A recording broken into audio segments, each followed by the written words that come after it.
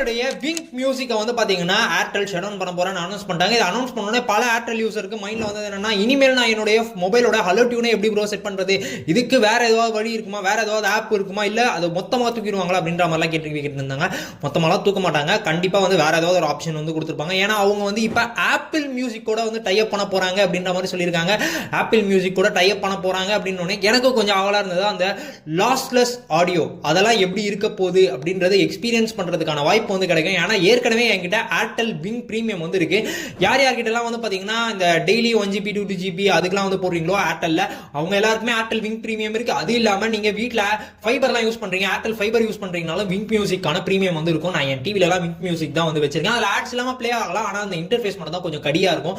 இனிமேல் அந்த ஆப்பிளுக்கு போகும்போதும் இதே பேக்கேஜோடவே இதே ரேட்லயே அப்படியே கொடுத்தாங்கன்னா ஆப்பிள் மியூசிக்கா தரமா இருக்கும். நீங்க எவ்வளவு பேர் ஏர்டெல் விங் மியூசிக் யூஸ் பண்ணிட்டு இருக்கீங்க அப்படின்றத கீழே கமெண்ட்ஸ்ல சொல்லுங்க.